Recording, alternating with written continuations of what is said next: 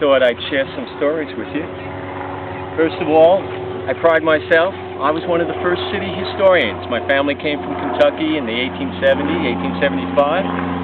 We've been here one of the longest families. We're one of the pioneer families in the area.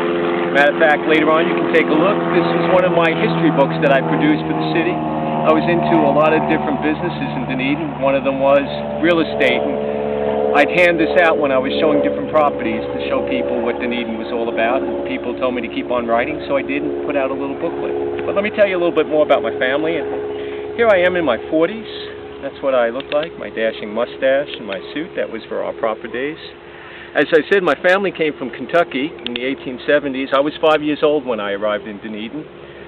My father saw a good opportunity and he brought the family, and soon other parts of his family came. He came. I had 4 brothers and sisters.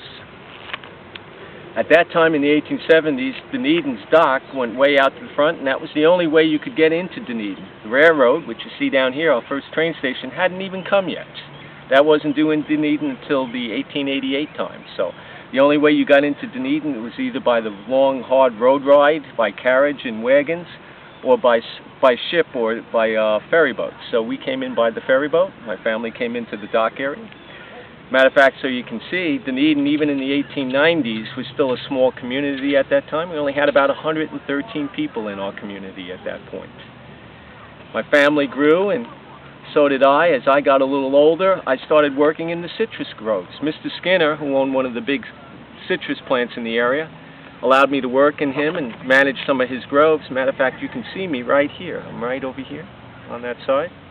And I worked until about 19 years old. Matter of fact, at that time, we had 2 homes. Our first home, 1870s, was built near Sunset Point. I think you folks call it today. We were right around that. My mom and dad built their second home roughly in the same spot. That's about where it was. That was the family Moore home at that time. Some people say it's been actually moved to a place called Heritage Village now, and that's where it is. But